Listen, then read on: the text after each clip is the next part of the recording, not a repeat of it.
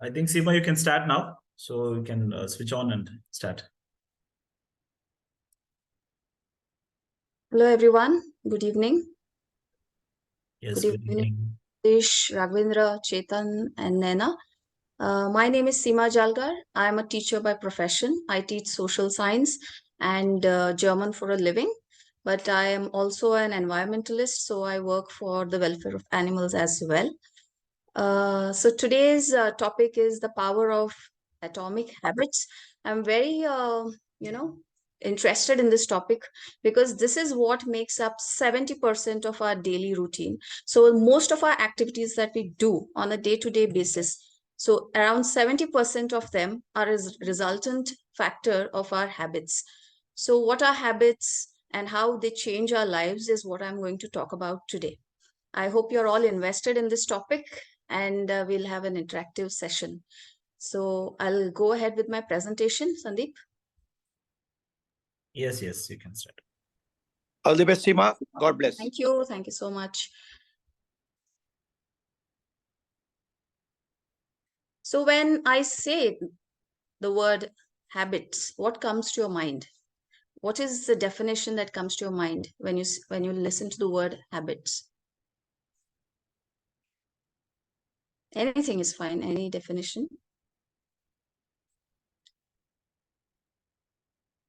Okay, so I'll go ahead with the answer. Something which everybody does regularly on a regular basis. Thank you so much, Sandeep. A habit is an acquired behavior pattern, regularly followed until it almost becomes involuntary. Like I would like to give you some examples. Like when you had first bought your car, and you must have been taking your car, in reverse through your driveway. You must have had to think a lot about it. You must have had to do the judgment of whether the space is enough, whether you would dash against something when you're taking it in reverse and so on. So your mind is constantly into action. But probably now, after a few years, you must be doing it involuntarily, right? I mean, you would not even be thinking. Probably you'd be talking on the phone or taking calls and then taking your cars in reverse. So that is a resultant factor of your habit, right? Like as soon as we wake up in the morning, what do you guys do? What is the first thing that you guys do?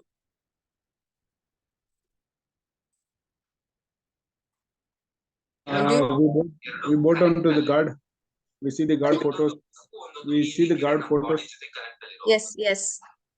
And we see our palms. Yes, absolutely. So people usually grab their phones, they go through pictures, they go through messages, right? Or some people just wake up and go for a run, or some people must be brushing their teeth, or some people have their coffee and then go for brushing their teeth. So it is all different. For every person, it is different, right? So there is no right or wrong here. But let's come to why we are doing what we are doing, right? There is a question of why we do certain things and why we don't do certain things. There is a reason for that. There's a very, very scientific reason for this. Yeah, like when you probably must not be thinking about it, but when you go out to work, which is the first shoe that you wear? Now, when I ask this question, probably you must be thinking about it. But then, which is the first shoe that you put on? The left one or the right one? So this is a habit, right? Whichever shoe you put on first is a resultant factor of your habit. What do you do as soon as you come back from work? Probably you must be washing your face, getting freshened up, or must be going for a walk. Or some people sit on the couch and watch Netflix or some other channel, right? So this is also a resultant factor of a habit. So there are some good habits and there are some bad habits. But most of our habits make up 70% of our routines, and that is what makes us the person we are.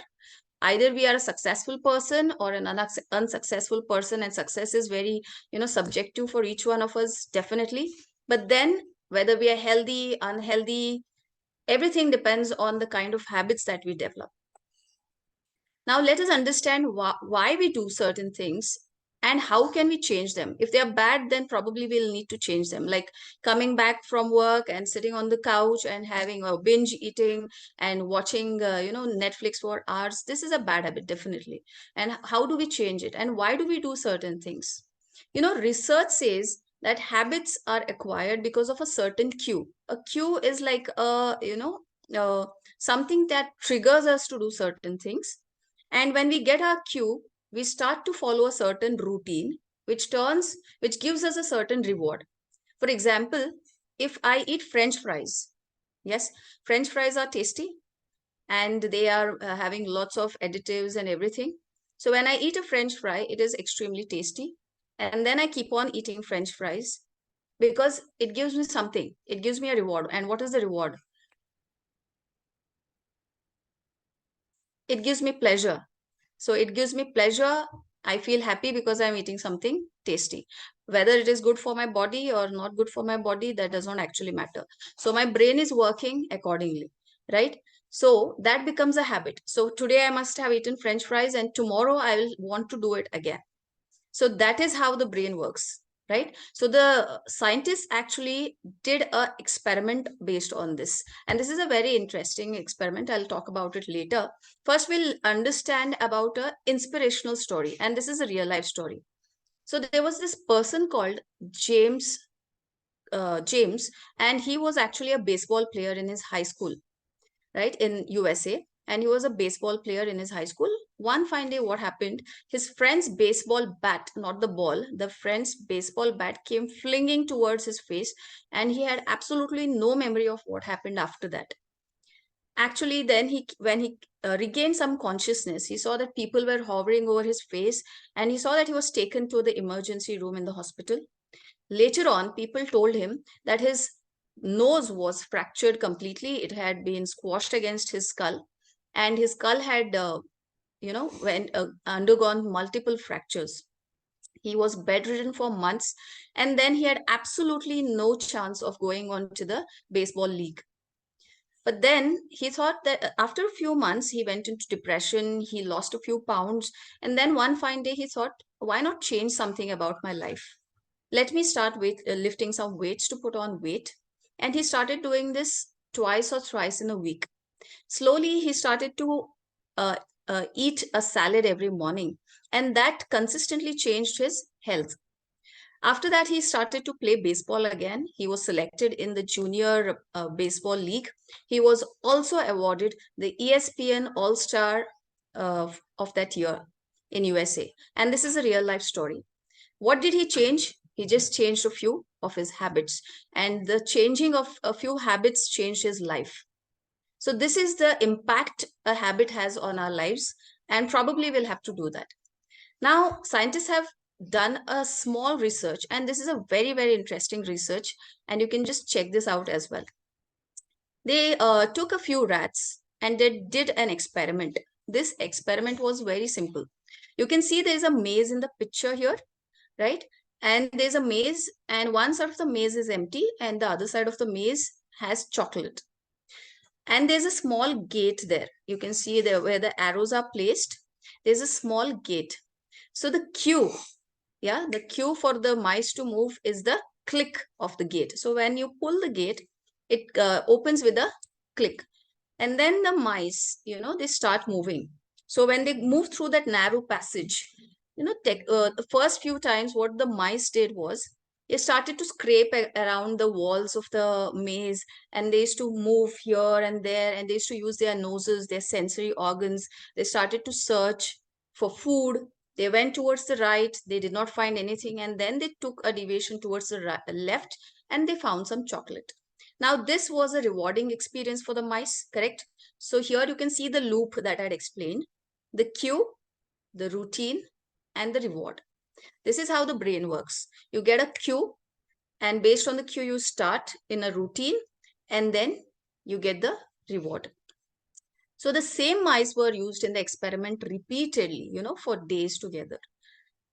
Then the mice started to realize that they did not have to go towards the right. They just had to go straight ahead and go towards the left. And slowly what happened is they started to take the straight path without looking for any food here and there in the corners, and they took the left and they got their reward. Now, the interesting part is, you can see here the graph, you can see the frequency over here, right? In the first few rounds, you can see the brain is working consistently. it's working consistently, right?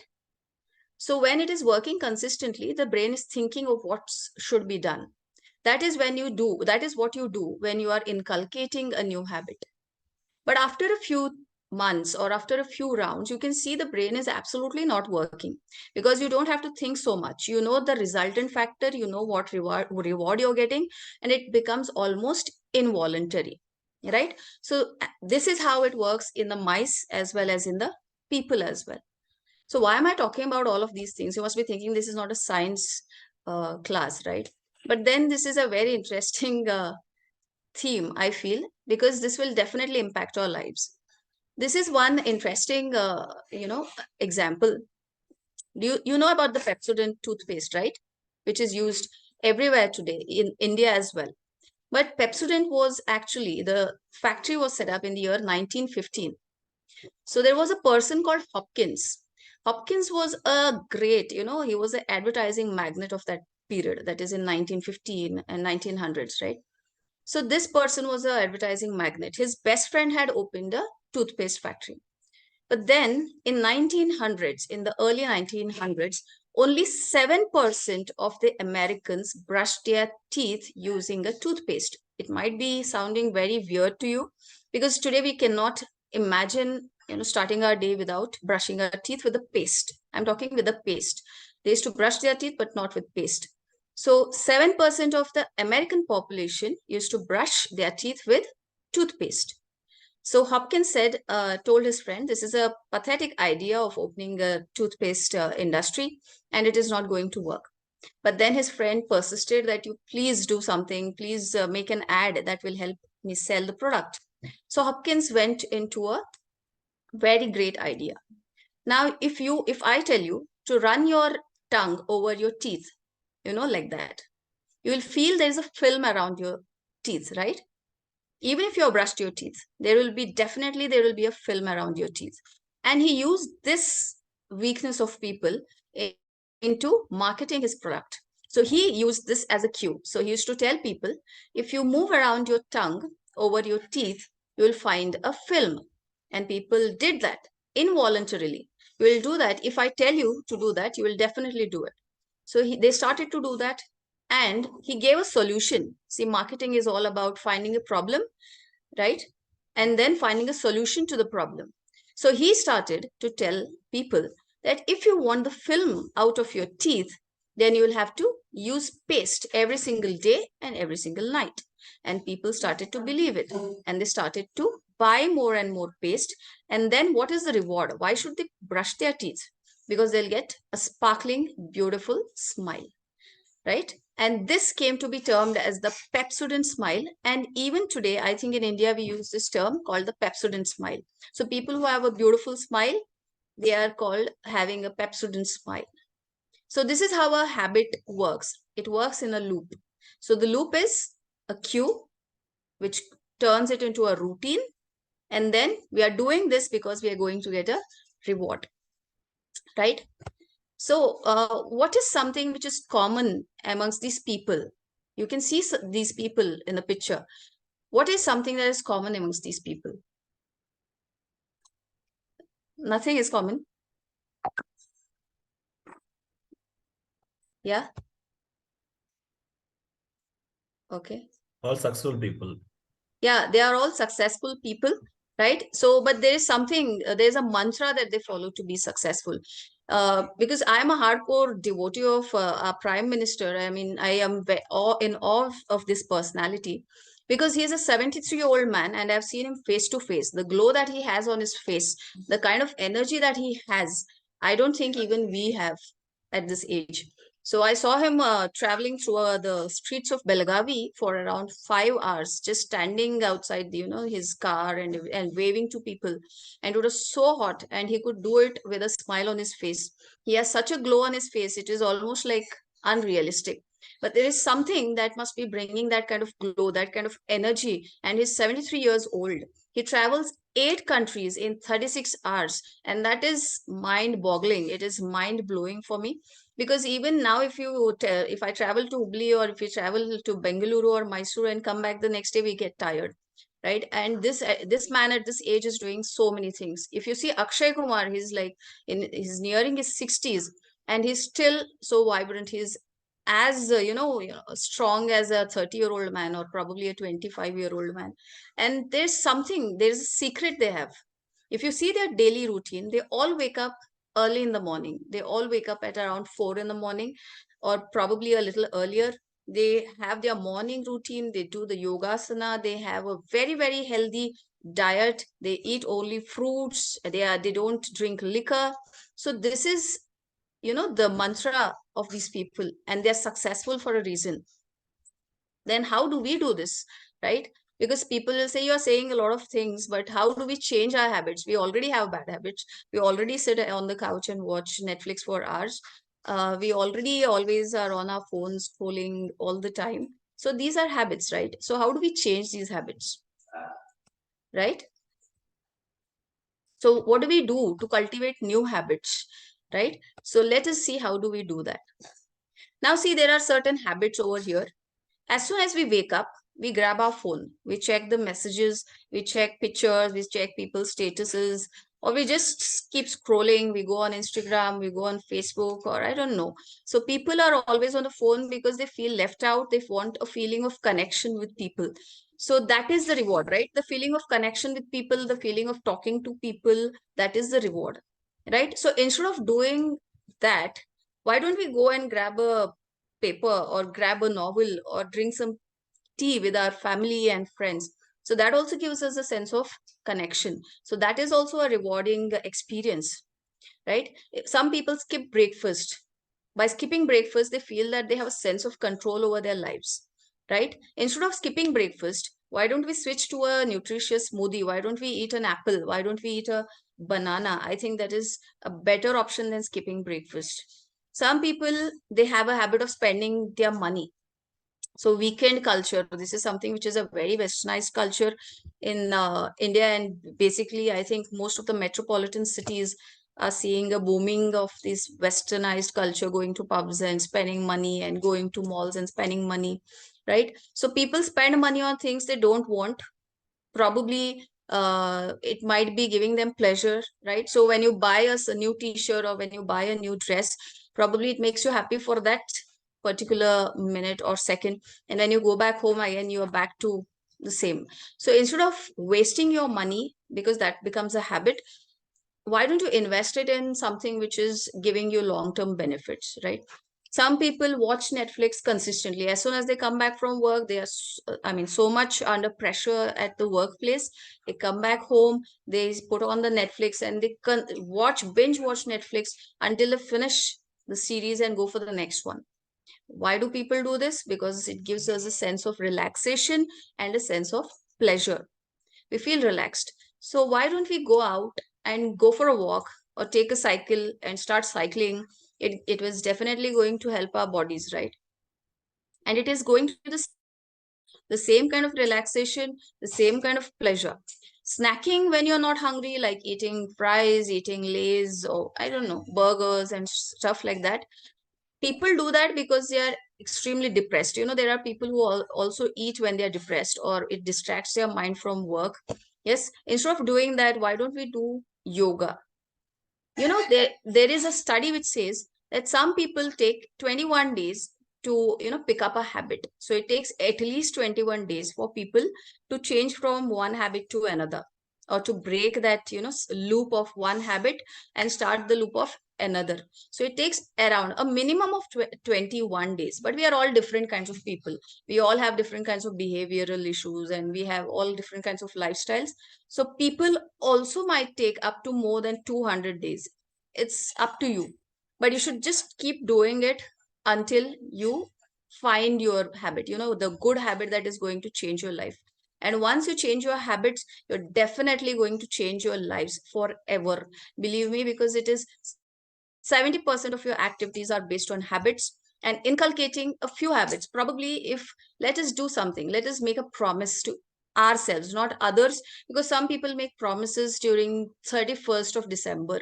They say, I will do a resolution this year Yeah. And they will say, I'm going to run every day, or I'm going to lose 10 kilos, or I'm going to, start reading, something like that. They might be doing this in the month of January, and in the month of February, it comes down a notch. And by the month of March, they're back to square zero. They are back to where they started. And they again will do the same promise to themselves on the 31st of December. But instead of doing that, we can do something else. Now, see, we'll take a cue, right? We'll take a cue which triggers us to keep doing that thing. So, like when you sleep, before sleeping, you keep a pair of sneakers next to your bed. Instead of keeping your phone, keep the phone a little further away, put it on airplane mode, and then keep a pair of sneakers next to your bed. And you will see that you will definitely wake up and go for a run. It might take a few days for you to pick up that habit, but then you will definitely try to do that.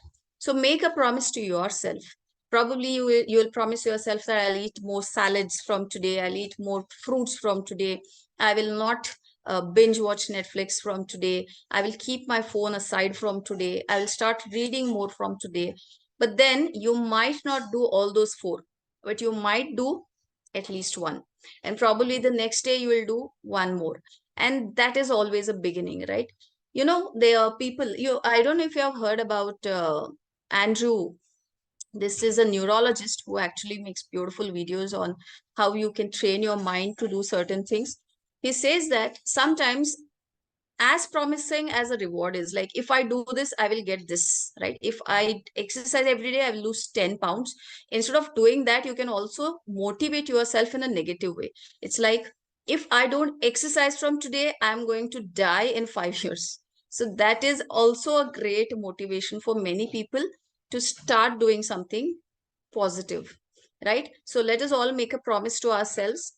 And I would like to end my session for today, and it was a great experience for me. I had been prolonging this for a long time. Thank you, AMCAD, for giving me such a platform to speak, and such great people who are listening to me. They are giving me their precious time. Thank you so much, and thank you, Sandeep. Yes, thank you. Madam ಯಾಕೆ ತಂದ್ರಿ ನಾನೇ ಬರ್ತಿದ್ದೆ ಇನ್ನೊಂದು ನಿಮಿಷ Okay, ಬೇಡ ಅಲ್ಲ can you ಬೇಡ ಆಗಿತ್ತು just ಹೌದಾ stop the screen?